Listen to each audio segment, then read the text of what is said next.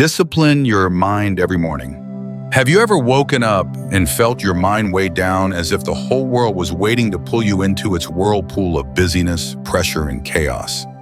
The moment your eyes open, your hand unconsciously reaches for the phone, scrolling through messages, work emails, and then sinking into the endless stream of social media. Within a few minutes, you're already swept away by things you never consciously chose. And so you have lost the connection with yourself from the very first moment of the day. The irony is that most of us begin our day this way. Instead of owning the morning, we let fragments of the outside world hijack our minds. Instead of starting with clarity and calm, we drift into disorder. The result is a whole day lived reactively, constantly chasing the rhythm of life rather than leading it. But there is another path. Stoicism, the philosophy of those who faced war, loss, and adversity, teaches that if you don't master your mind, the world will do it for you. Marcus Aurelius once wrote, "The first battle you face each morning is not with the world outside, but with yourself. And that victory begins in the morning." Just a few minutes, if used well, can lay a solid foundation for a day of discipline, calm, and inner freedom. This video will explore how a Stoic morning can train the mind to be steadfast, unshakable, and unmovable. The power of the first moment. Every morning is like a doorway opening to a new world. When you leave bed, you set off a chain of reactions that will shape the rest of your day. Many people don't notice this. They treat the morning merely as a warm-up before rushing into work responsibilities and the heavy machinery of life. But in those first minutes, you either create the strength to lead your day or you let it drown you in unconsciousness. Marcus Aurelius once asked himself, "What were you born to do, to lie under the blanket or to get up and do the work of a human being?" It sounds like a self-reminder, but it carries a principle. If we hesitate even to rise from bed, how can we stand firm in greater trials? Modern life proves this clearly. Research shows that morning habits directly affect productivity and emotions throughout the day. People who start by checking their phone often feel more stressed than those who begin with an intentional activity like exercise, meditation, or journaling. An unconscious morning creates an unconscious day. A disciplined morning establishes a day of clarity and resilience. Picture two parallel lives. The first person wakes to the alarm hits snooze a few times, then grabs the phone to scroll through negative news and stacked up emails. Within 10 minutes, his mind is already in chaos. By the time he leaves home or arrives at work, that tension has seeped into every glance and every conversation. The second person wakes simultaneously, but instead of rushing, he spends 5 minutes sitting in silence, breathing deeply. He writes down a line from Marcus Aurelius and reminds himself, "Today I will master myself." His day begins with clarity, and that clarity leads everything that follows. The difference isn't time. Both still have only 24 hours. The difference is in how they choose to live the first moments. Repeated day after day, this choice doesn't just create different habits, it makes different lives. Epictetus once said, "It's not things that disturb us, but our judgments about them." Applied to mornings, this is even truer. If you start the day in a rush, you've already let the outside world define your emotions. But if you start with intention, you define the world through your mind. Many people think, what does a few minutes in the morning matter? Isn't the whole day what really counts? That's the illusion. What you do first isn't just a small act, it's a silent commitment to yourself. I will live on my terms, not be swept by chaos. Just like an athlete must warm up properly before entering the field, your mind must be warmed up with discipline rather than allowed to wander into disorder. Remember, the morning isn't simply preparation for work, it's preparation for yourself. If you win in the first few minutes, you carry that strength throughout the day, and that victory doesn't need to be grand. It can be as simple as standing up when the alarm rings instead of hitting snooze. It can be 3 deep breaths reminding you that you're alive. It can be one line in your journal to anchor your focus. These small wins compounded form the bedrock of an unshakable mind. In a world of pressure, many people turn to time management systems, productivity apps, and habit trackers. But the Stoics would say, you don't need it to be complicated. You need to master yourself in the first moment. By starting your day with discipline, you remind yourself that you can choose how you live rather than be pulled around. So when you've claimed the first moment of your morning, the next question is, how do you sustain that intentionality instead of being swept back into noise and chaos? The Stoics did not begin their day with noise, but with stillness. In that brief silence, they trained their minds, returned to their center, and stepped into the day with a spirit unshaken. That truly is the foundation of discipline. Stillness, the beginning of discipline. In modern life, when the alarm rings, many people instantly reach for their phones. Messages, emails, social media notifications, and breaking news flood in like the day's first wave. And right there, the mind is pulled away. The morning no longer belongs to us, it belongs to the outside world. Yet Stoic philosophy shows us that true strength is not found in how much information you can handle, but in whether you can preserve stillness within yourself to begin the day. Marcus Aurelius once wrote, "Withdraw into yourself. The inner region of man is a place of refuge which no one can violate." The stillness he spoke of is not the room's silence, but the quiet of the mind when you refuse to let the outside world define your emotions and thoughts. In that space, you can breathe deeply, listen, and choose how to respond to the day ahead. Stillness does not mean ignoring the world, but pausing to reconnect with yourself. Like a warrior before battle who takes a moment to observe, adjust his weapons, take a deep breath, and ready his spirit. The morning is the same. If you jump straight into the flood of newswork and social pressure, you enter battle without armor. But if you begin with stillness, you put on an invisible shield, inner discipline. A friend once told me he transformed his life by sitting still for 10 minutes each morning, no phone, no music, nothing but breathing and listening. At first he said it was unbearable. His mind kept wandering to work worries and yesterday's conversations. But gradually he realized in that silence the chaos faded. He began to hear his own inner voice. And from that, he entered each day with a strength he had never known. Morning stillness is the seed of discipline because it teaches us not to react instantly to whatever appears. When you resist the urge to grab your phone and not let pings or messages dictate your mood, you train yourself to delay reaction. That is the essence of discipline, knowing what deserves your attention and refusing what does not. We usually start the day with coffee and email. But imagine reversing the order. Instead of coffee, spend 5 minutes breathing. Instead of email, write down 3 virtues you want to carry. Today, calmness, integrity, and gratitude. Those moments of stillness turn the morning into a foundation for a day lived with intention instead of a day dragged along by others' demands. Epictetus once emphasized, "It's not events that disturb us, but how we view them." Morning stillness lets us see things with a clear lens uncolored by anxiety or tension. It trains the mind to observe without rushing to react. That discipline follows us throughout the day, in work, relationships, in every decision. You'll notice something undeniable with consistent practice. The quieter you are inside, the stronger you become outside. Others may lose control, scrambling under pressure, but you remain steady. You observe, then choose the wisest response. This is not apathy, it is the power of a disciplined mind. Try it tomorrow. Set your alarm 10 minutes earlier. When it rings, don't grab your phone. Sit up, breathe slowly, and let your body feel the morning. Listen to the sounds outside your window. Let the soft light enter your eyes.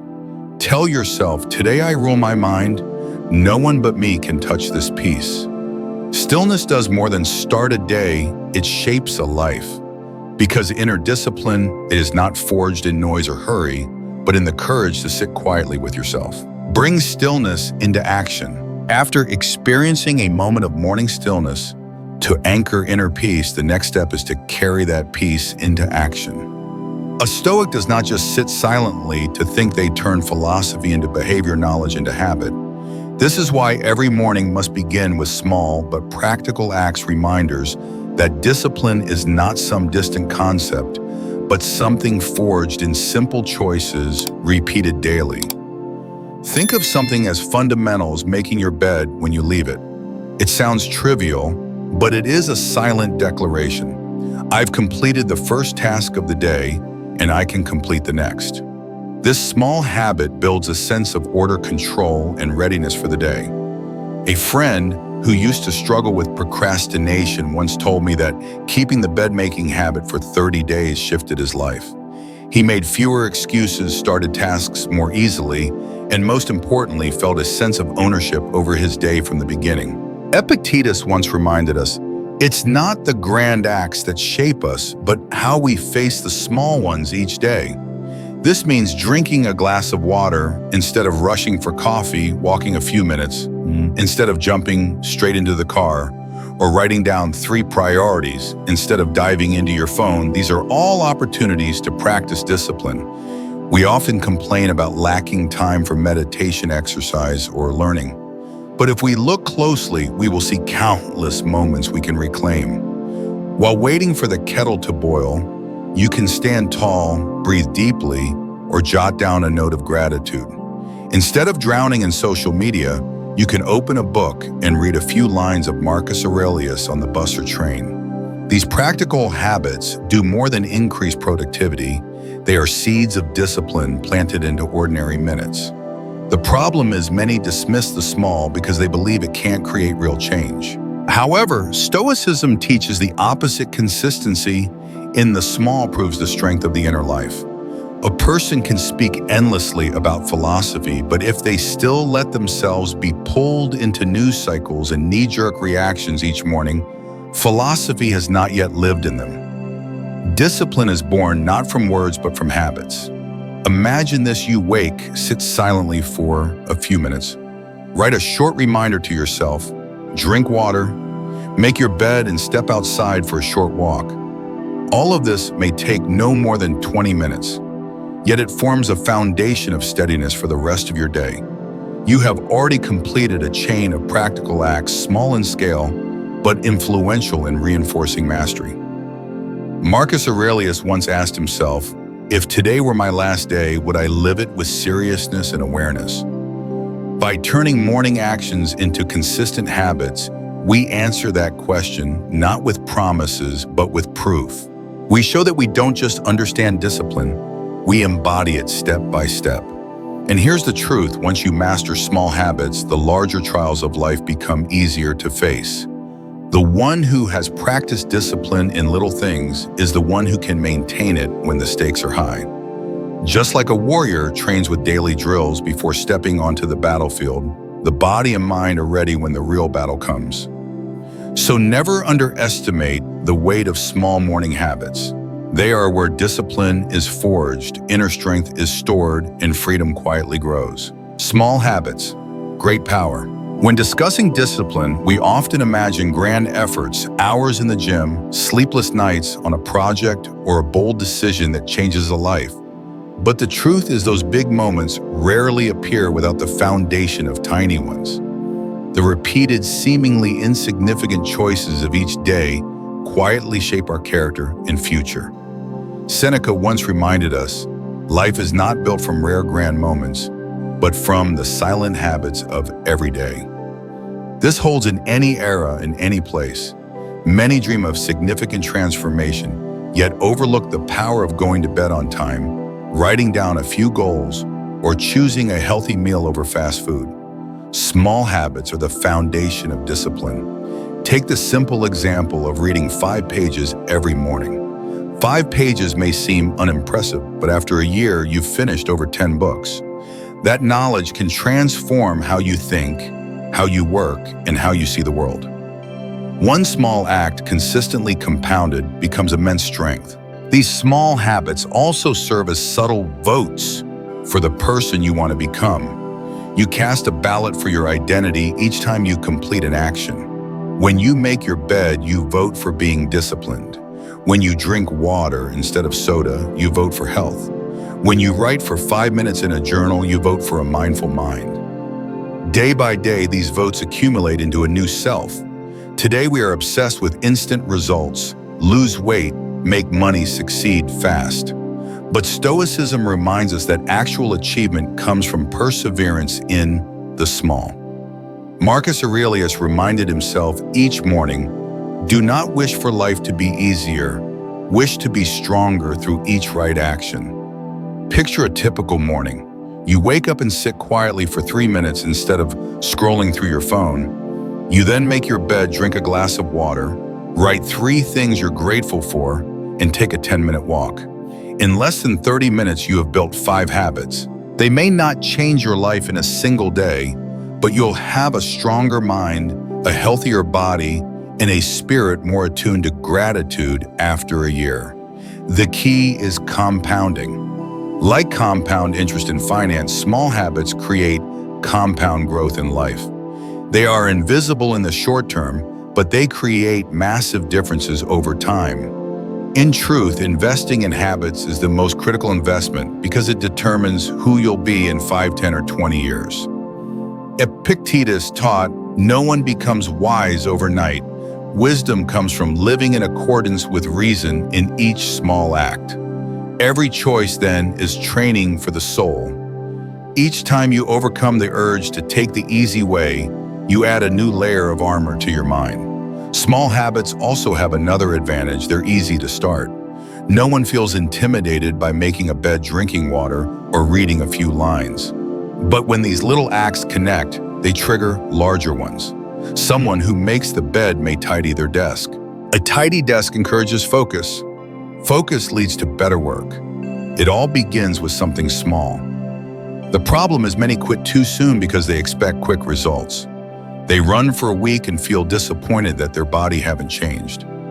They journal for a few days and assume it doesn't help. But Stoicism teaches patience. The value of habit lies in accumulation, not in immediate feelings. Marcus Aurelius warned, do not despise the small. A wise life is woven from small threads day by day.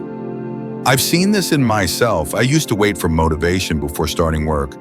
But once I began journaling 5 lines each morning and exercising for 10 minutes, I realized I didn't need to wait for motivation. Action created inspiration, and inspiration fueled greater action. A positive cycle anyone can begin. If you doubt it, challenge yourself for 7 days. Pick one small habit, making your bed, journaling, walking, or simply drinking water upon waking. Do it daily for a week and observe. You'll notice less mental clutter, more manageable tasks, and more self-confidence. One small change, but its ripple reaches far. Marcus Aurelius wrote, you have power over your mind, not outside events. And the fastest way to claim that power is through small habits each morning. They are like the first bricks in the fortress of the mind. Lay them one by one, and in time you'll stand within walls unshakable. So never underestimate the power of the small. Practical habits give us the foundation, but small habits give us momentum. Together they build not only a disciplined morning, but a disciplined life. And that the Stoics remind us is the path to inner freedom. If small habits build incredible strength, the next step is learning to face adversity. Life does not only bring calm days, challenges always await.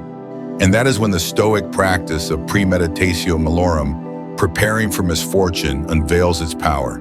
Preparing for adversity, Premeditatio Malorum. Modern life is full of surprises. Sometimes it's just a traffic jam that makes you late for a meeting. Sometimes it's an unexpected email from your boss that wrecks the week's plan. Or worse, a phone call delivers bad news about a loved one's health. Adversity always arrives uninvited without warning. And if you are unprepared, you can easily get swept into anxiety, anger, or despair. The Stoics had an ancient practice that is still handy. Today, Premeditatio Malorum, the premeditation of evils. At first, it may not sound very optimistic, but it's a brilliant psychological strategy. By imagining possible setbacks in advance, you strip away the element of surprise. And when surprise disappears, panic has no place to take root. Picture this, you have an essential presentation tomorrow morning. Instead of hoping everything goes smoothly, you ask, what could go wrong? The projector might fail, traffic might be jammed, a colleague might throw a tricky question. Once you've thought of these, your mind naturally prepares you. Bring a backup USB leave earlier and review your data thoroughly. The result: if something bad does happen, you don't panic. You activate the backup plan. Marcus Aurelius reminded himself each morning, "Today I shall meet with the busy, the ungrateful, the arrogant, the deceitful." He wasn't complaining, he was preparing. Accepting that difficulty is inevitable means you are no longer shocked when it arrives. Instead, you nod quietly. This is what I expected, now I will respond calmly. Modern psychology shows athletes use the same approach. Before entering competition, they visualize being behind on the scoreboard, committing mistakes, or hearing a hostile crowd. But instead of fearing it, they rehearse their response. Breathe, reset, keep playing. This is Premeditatio Malorum in sports. If top athletes needed to stay composed in front of millions, why wouldn't we need it for the battles of daily life? In today's world, adversity takes modern forms: losing internet connection, in the middle of a call, your car breaking down on the school run, or the stock market plunging overnight. If you never considered these, they may frustrate or paralyze you. But if you have already imagined them, your behavior shifts. You keep mobile data ready, plan a backup, or maintain an emergency fund. Instead of reacting, you are prepared. The point isn't to obsess over the negative. Stoicism doesn't teach us to dwell on fear, but to disarm fear with preparation. When you say, today A, B, or C might happen and I am ready, those events lose power over your emotions. You may still dislike them, but they can no longer destroy your peace. Try a simple exercise. Spend 3 minutes writing down 3 things that could go wrong each morning. For example, I might get stuck in traffic, my boss might be unhappy, a colleague might forget the file. Then add, and if it happens, here's how I will stay calm and respond. In just a few lines, you've transformed worry into a plan. Some may ask, won't thinking of the worst make me negative? The opposite is true. Premeditatio Malorum helps you appreciate what you already have. When you imagine losing comfort, you value its presence more. When you picture missing your train, you savor having extra time. When you consider losing someone you love, you cherish them more deeply in the present. Adversity cannot be avoided, but a prepared mind can turn adversity into training. Like a fighter stepping into the ring, he doesn't pray for a weak opponent. He prays for his own strength to rise to any opponent. Premeditatio Malorum is the training that builds that strength. So each morning, don't just think of what might go right. Spend a few minutes imagining what might go wrong, not to fear it, but to be ready. As Epictetus said, when you prepare for misfortune, you neutralize it before it arrives. And once you've trained your mind to prepare for adversity, the next step is to clearly distinguish between what is within your control and what is not. Because the true power of the mind lies not in controlling everything, but in choosing the right battles. What is in your control? What is not? One of life's most brutal truths is this: you cannot control everything. But this very truth becomes the foundation for the inner freedom the Stoics spoke of more than 2,000 years ago. Epictetus said, "Some things are up to us, some are not." And yet most of the suffering in modern life comes from our refusal to make this clear distinction. Think about an ordinary morning. You wake up, get ready to arrive at work on time. Suddenly, heavy rain brings traffic to a standstill. Cars crawl like turtles. Your heartbeat rises, your hands grip the wheel tighter. All you can think of is, I'll be late, my boss will be disappointed, my day will be ruined. But ask yourself, can you control the rain? No. Can you control traffic? No. But you can absolutely control your reaction. You can choose to breathe, listen to a helpful podcast, and accept that the only thing you can do is keep moving calmly forward. This is the boundary the Stoics constantly remind us of, the line between the external and the internal. The external is the weather, the behavior of others, the stock market, and the economy. The internal is your attitude, your choices, your actions. Once you learn to channel your energy inward, you're no longer easily shaken by the storms outside. I remember a colleague who was harshly criticized in a meeting. He was talented, but that comment kept him sleepless and anxious for a week, and his work declined. Meanwhile, another teammate received similar criticism, yet she smiled, wrote notes, and kept working. Later, she explained, "I can't control my boss's emotions. What I can control is listening for what's useful in the feedback, improving my work, and letting go of the rest." That is Stoicism alive in a modern office. When you cling to what's beyond your control, you're like someone casting a fishing line into an empty abyss. Nothing comes back and only exhaustion follows. But when you pour your energy into what is within your grasp, your words, your habits, your attitude, you find life clearer, calmer, more manageable. In the digital age, this distinction is more critical than ever. Social media is flooded with things outside your control: politics, global news, the opinions of strangers. If you dive into that stream each morning, you hand over your emotions to thousands of people you don't know.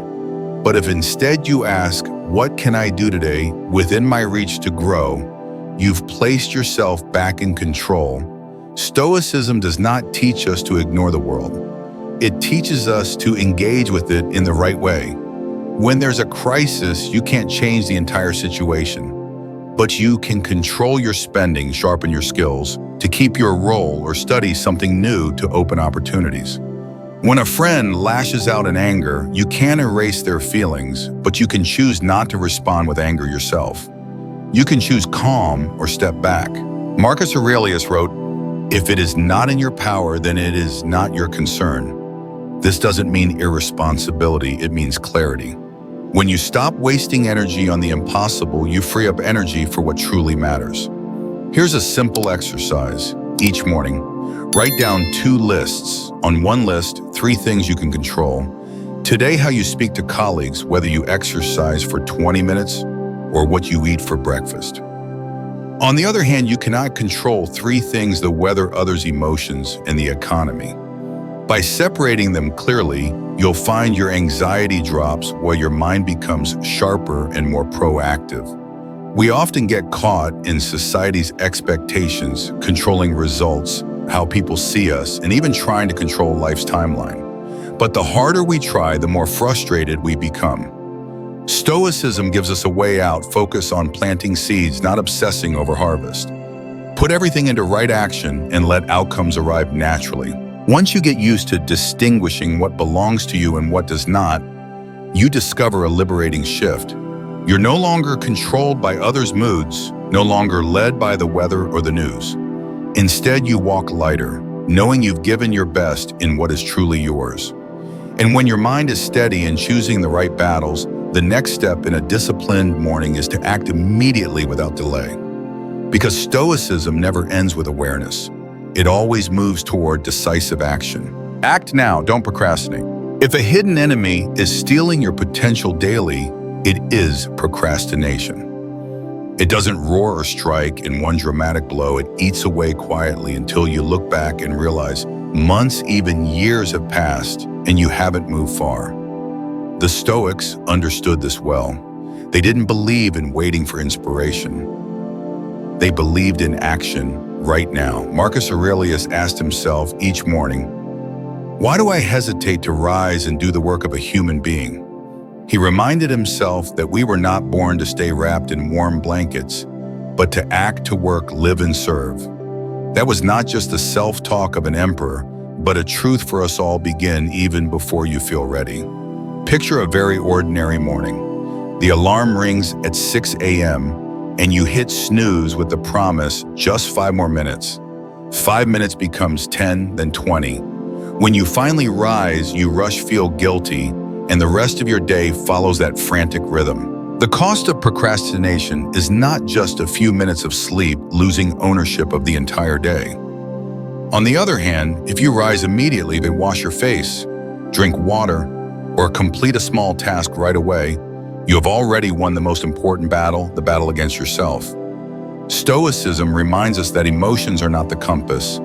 You don't need to feel like it to begin. In truth, feeling often comes after doing. Once you start even with something tiny, you create momentum. Please write a few lines in your journal. At first it feels forced, but your mind is clearer by the end. Tie your shoes for a run, reluctant at first, but within steps your body awakens and energy flows. Acting now doesn't mean doing everything at once. It doesn't mean rushing without preparation. It means refusing to wait for someday.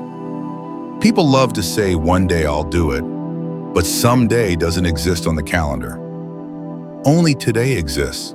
And if you don't start today, you risk repeating that empty promise forever. A friend once told me he always wanted to learn guitar.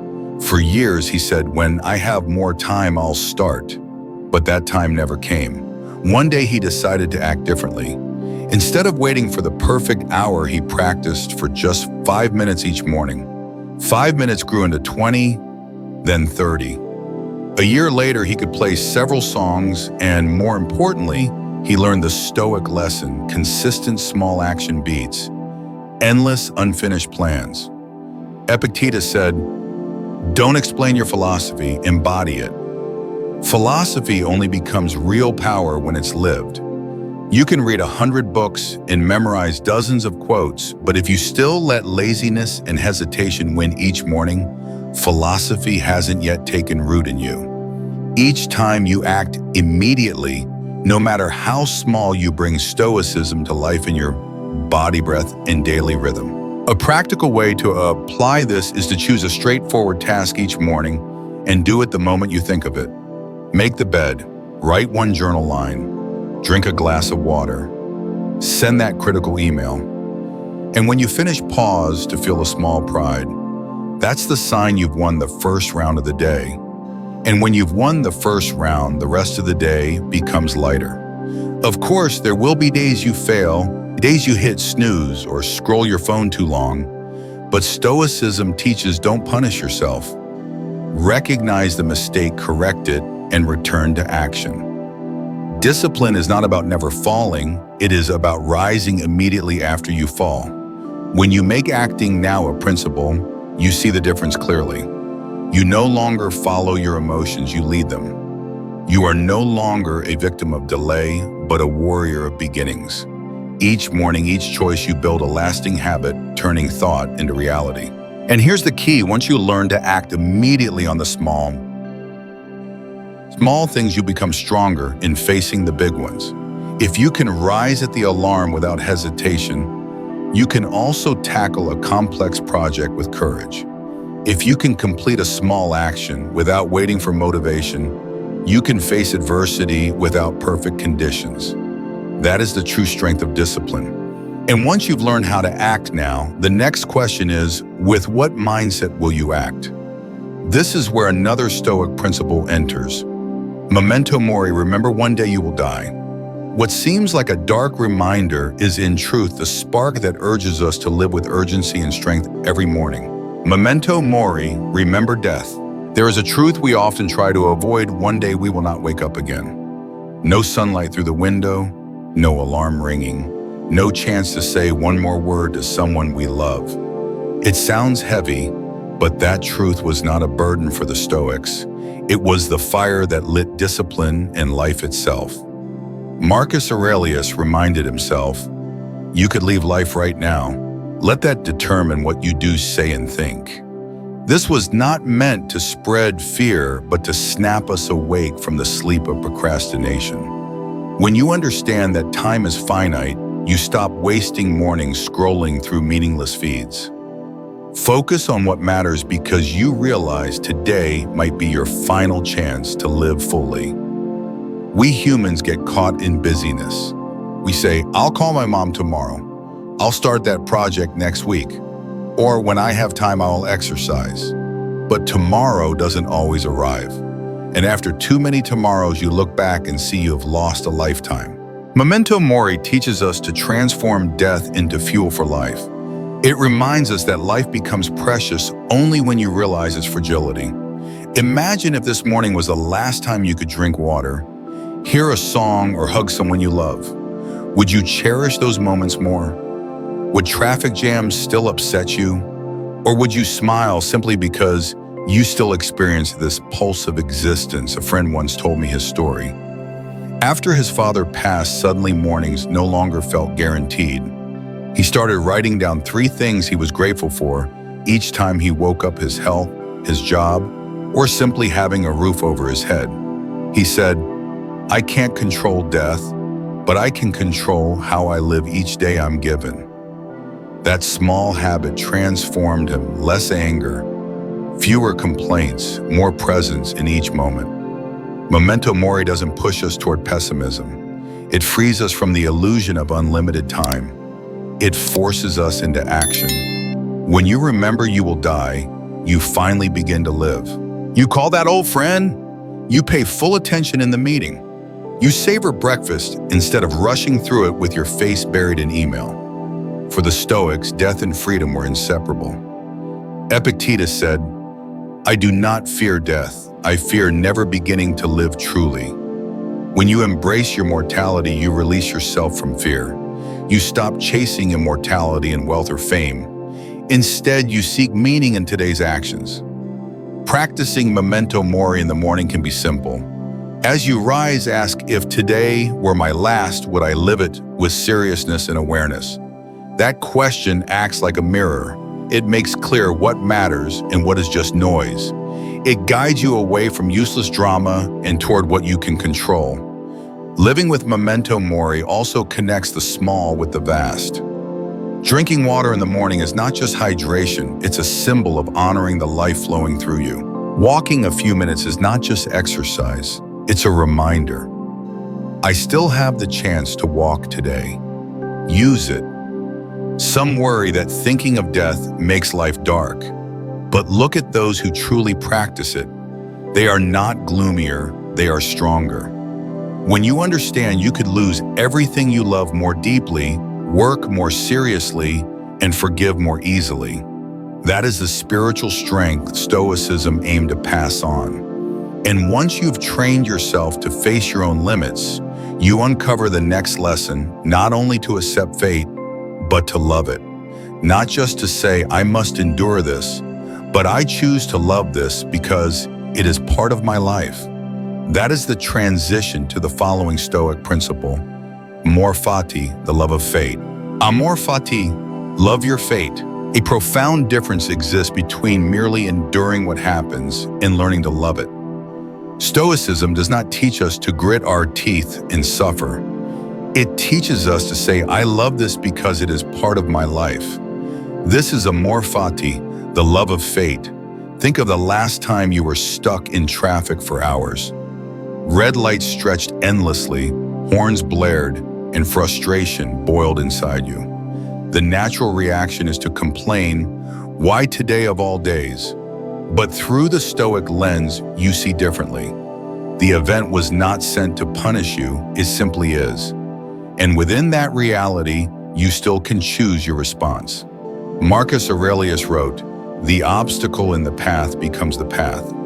Learning to love even what does not go your way makes you realize it is fuel for growth. A traffic jam gives you 20 minutes to reflect. A failure at work forces you to create differently. A painful breakup clarifies what truly matters in love. Amor Fati does not mean you wish for bad things to happen. It means that when they come, you say, good, this is mine, I will make it useful. Instead of resisting life, you cooperate with it. A friend once told me his story. He lost his job right before he was about to buy a house. At first, it was devastating. Anger, confusion, despair. Then sitting alone in a cafe, he remembered Nietzsche's phrase, Amor Fati, love your fate. He asked himself, what if this isn't a tragedy but an opportunity? At that moment, he chose to see things differently. He spent the next 3 months learning new skills, discovering a new career path, and eventually becoming more successful. We often want to control every detail of life. Work must go our way. People must behave as we wish to, and the weather must match our plans. But the truth is none of us controls the world. The only thing we control is how we see it and how we respond. Amor Fati helps us embrace that truth with freedom instead of carrying it as a burden. Picture this: you wake in the morning and rain ruins your running plan. Most people groan, but someone practicing Amor Fati smiles and says, "Good, today I'll train discipline another way." They breathe indoors or use the time to read a few pages. Instead of losing a morning, they gain an opportunity. Epictetus reminded us, "Do not seek for events to happen as you wish, but wish them to happen as they do, and your life will flow well." Amor Fati is the embodiment of this. It transforms every obstacle into part of the journey, every setback into a stepping stone for growth. Of course, loving fate does not mean passivity or surrender. It means you choose to see what happens as an ally, not an enemy. You don't say, "I hate this." Instead, you say, "This is part of the road I must walk, and I will use it to grow stronger." Life is like music. Not every note is sweet. Some are harsh, some are unexpected pauses. But without them, the music would be dull and flat. Amor Fati teaches us to hear even the complex notes which complete the symphony. When you practice Amor Fati, you find yourself less angry when things don't go your way. You spend less time complaining and more time acting because you understand that every event, whether as small as rain or as large as job loss, is shaping you into a stronger version of yourself. And from this loving acceptance, another lesson emerges: to truly live Amor Fati, the mind and the body must walk together. Discipline does not remain only in thought. It requires a body strong enough to carry the spirit. This is where we move into the following principle: train the body, nourish the mind. People often think philosophy is only about the mind, abstract reflections about life. But for the Stoics, body and mind were inseparable. A clear mind cannot dwell in a weak body. A strong body is meaningless without a spirit to guide it. Training the body was never about appearance. It was always part of inner discipline. Remember Marcus Aurelius, the emperor, who was frail and sickly from childhood. He never let weakness define him. He trained to build endurance, walking barefoot, riding horses, practicing combat, and enduring harsh conditions. Not to flaunt strength, but because he knew a focused mind needed a body that could withstand strain. The body is the instrument of the will. If the instrument is broken, the music of intention cannot be played. Today, our lives are dominated by hours slumped at desks, long car commutes, and evenings glued to screens. The body becomes sluggish, tired, neglected, yet we still expect the mind to stay sharp. That is impossible. Stoicism reminds us, train the body.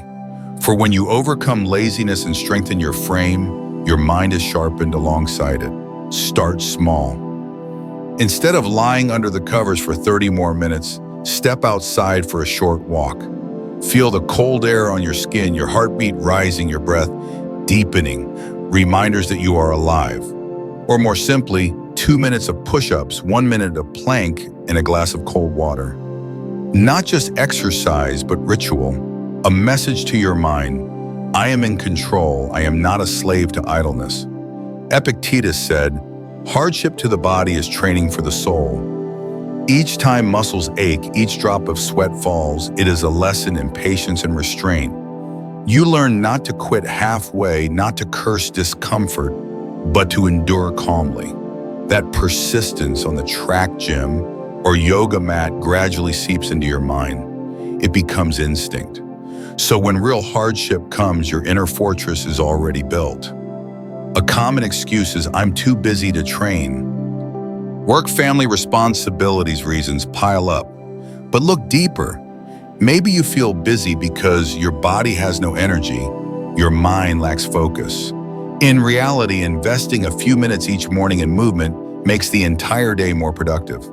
A substantial body doesn't steal your time, it gives it back with clarity and double the capacity. And training need not be grand. No expensive gym, no fancy equipment. The Stoics trained with what they had, walking, climbing, and using their body weight. The goal is not achievement, it is habit. You don't need a marathon medal.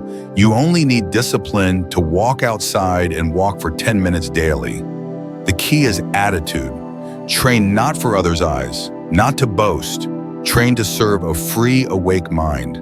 Train so that you already know how to face discomfort when challenges come. You have practiced beating laziness. Marcus Aurelius reminded himself, "Do not despise the small. From the small, a noble life is built." A morning workout, a choice to walk instead of sip water instead of sweet coffee. These are small, but together they forge lifelong strength.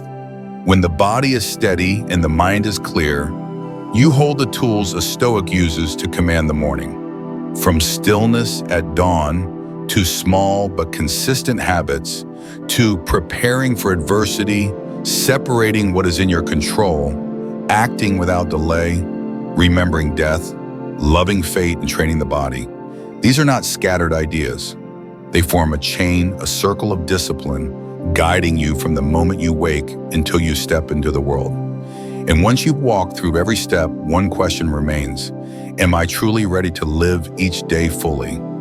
This is where we enter the conclusion, not just to summarize the lessons, but to turn them into a living commitment to yourself. The Stoic Morning Journey Conclusion. Looking back at the entire Stoic morning journey, you'll notice one truth: every principle circles a single core idea. Master yourself from the very first moment of the day. Begin with stillness for peace. Build small habits as a foundation. Prepare for adversity so you are never caught off guard. Separate what is in your control from what is not. Act immediately without delay. Remind yourself of life's brevity with Memento Mori. Learn to love even what goes against your will through Amor, Fati. And finally, train the body to strengthen the spirit. These are not scattered pieces. They form a complete picture. Morning discipline is the foundation of inner freedom and lifelong strength. Marcus Aurelius once asked himself, "If today were my last, would I live it with seriousness and presence?" That was not just a journal prompt for him, it's a mirror for us today. Every morning you stand at a crossroads. You can drift unconsciously, letting the world pull you along. Or you can choose discipline, stillness, self-mastery, and that choice shapes your entire life. We often complain that we don't have enough time, but the real issue isn't time, it's focus. Just 20 minutes each morning, making your bed, drinking water, writing one journal line, sitting in silence, creates a chain of control. That chain carries through the day, year, and your whole life. Stoicism does not promise a life free of hardship. It reminds us adversity is inevitable, pressure is constant, death is certain. But it also gives us the power to face all this and still say, "I choose to live today with discipline and courage." Imagine tomorrow morning, instead of grabbing your phone, you sit quietly for 2 minutes. You breathe, remind yourself that the outside world is not yours to control, but your mind is. You rise, make your bed, drink water, and step outside. Maybe it's just a 10-minute walk around the block, but your mindset has shifted. The world no longer pulls you. You are leading yourself. Epictetus said, "Don't explain your philosophy, embody it." The simplest way to live Stoicism is to begin tomorrow morning with one small action you can control. Don't wait for a big chance. Don't wait for more time.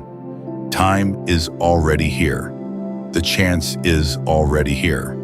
So if you genuinely want to strengthen your mind, begin with the morning. Set the alarm, rise on time, and commit to one small action. Repeat it daily, and you will discover something remarkable. Your mind becomes steady, resilient, unshakable. That is the power Stoicism has passed down through centuries. Remember this: the way you spend your morning is the way you spend your life. If your mornings are filled with stillness, discipline, and inner freedom, your life will reflect the same. And there is no greater legacy than having truly mastered yourself. If you found these lessons valuable, share this video with someone who needs discipline and inner strength. And if you want to continue building your own inner fortress, a place where nothing can shake you, subscribe to Sovereign Stoic. Because true freedom begins the moment you dare to live as yourself, starting with the very first morning of your day.